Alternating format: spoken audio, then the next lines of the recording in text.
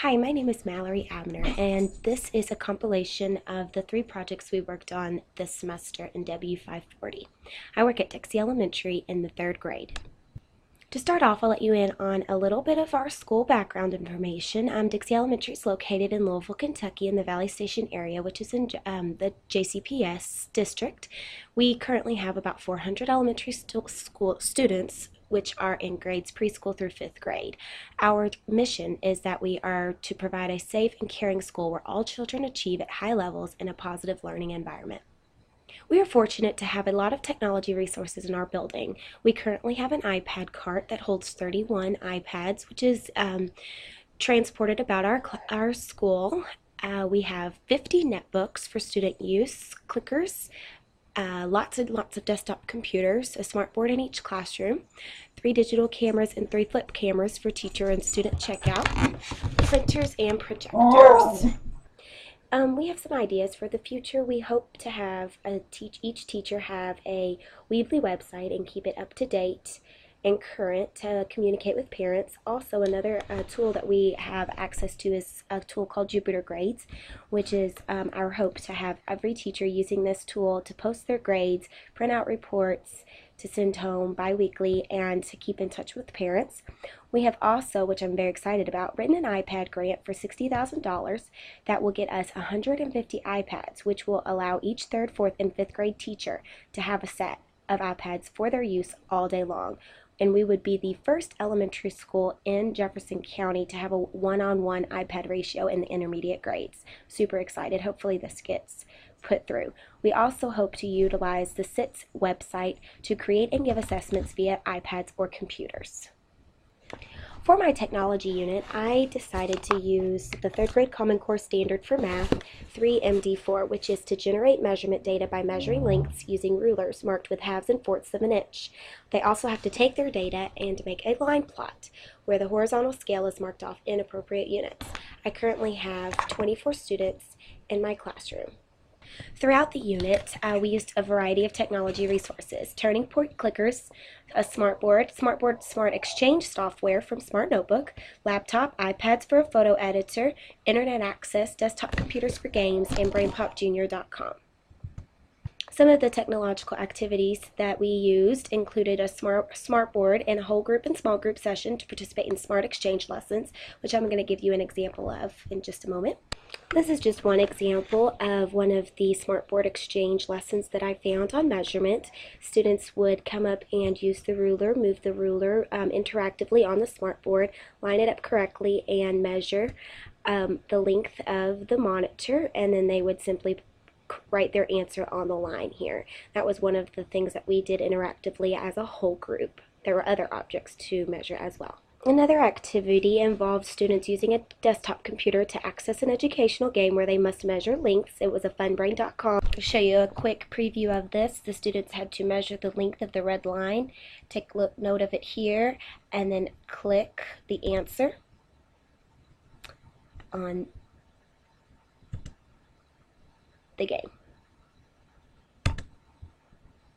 And then as they click it, you would have a correct answer here, and then you would continue going. And it shows you how many you got correct. If you get it incorrect, then it would show you a blue line here, and then the red line would be what you should have measured, and the blue line is what you chose. So it'll help the students realize and visualize what they did wrong. Students also used iPads to take a picture of the length of a book with a ruler lined up correctly to it, and then they went to Fixer.com and uploaded the photo so that they could put text on it and show what the length of the book.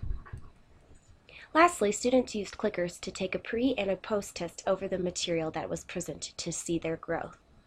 Besides the Turning Point clickers, other assessments were assessed through exit slips, such as handout. My instructional method consisted of modeling through examples, projections on an overhead, and of course the Smartboard Exchange lessons. I used BrainPop Jr. for an introduction and a motivational tool to get students excited, handouts, and hands-on measuring with rulers and other objects so that they could visually and hands-on interact.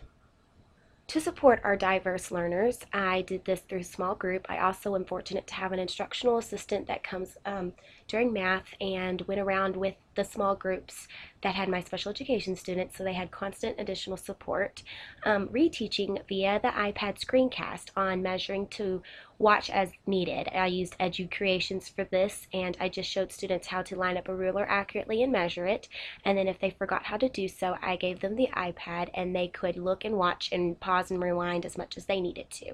We also have students that are visually and hearing impaired, so we have a magnifying glass ball for those that are visually impaired, as well as a screen for the computers, also a large color-coded keyboard, and then we also, for hearing impaired, have an amplification system. Then for our visual, auditory, and kinesthetic learners, I used lots of visuals throughout the lesson, interactive games, audio, and hands-on activities to meet the needs of these learners.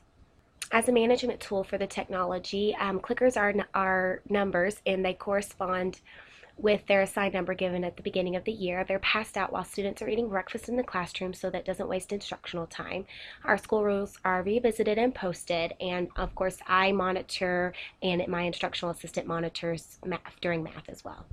The results from the unit showed that at the pre-test for our whole group, we had 15% of students mastering the concept with an 80% accuracy or better, which is our school's goal. And then our post-test results showed a 69% of students mastered the concept with 80% accuracy. This shows much growth between the pre and the post-test. Using Magisto.com, I put together a brief summary of the unit, which I'll play for you now. This and make sure we know how to read one.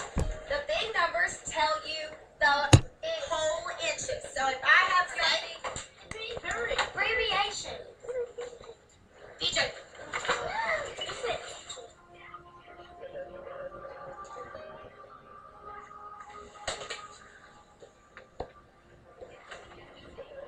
Beautiful. All right, now we're going to be working on, let's go and see. We're going to have 4 stations. We're going to have a smartboard station, and here's what you're going to practice at the smartboard station.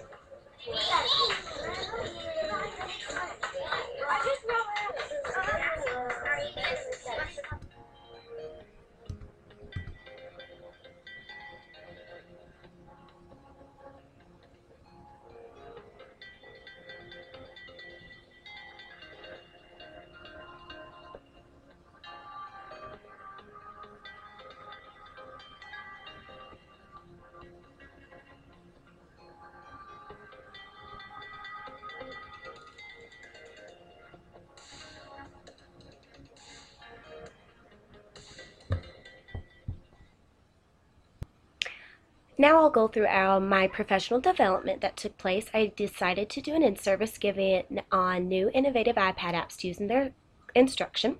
One was EduCreations that I used for reteaching purposes, Splashtop to navigate about the room while still accessing your laptop, and then ClassDojo, which is with a behavior management tool. As far as connecting with other teachers from around the world, I used Pinterest, TeachersPayTeachers.com, Facebook, and YouTube. This kept me in touch with other teachers and gave me a lot of ideas. I also communicated via email with students, other students in my classroom, other colleagues, and that also helped us determine good things to use in our unit and other suggestions. Lastly, I chose DonorsChoose.org to request a program called DRA+. One of the things that we need to work on in our particular school is reading growth for African American boys, and I was hoping to try a new program called DRA+ that we could use to support our reading growth.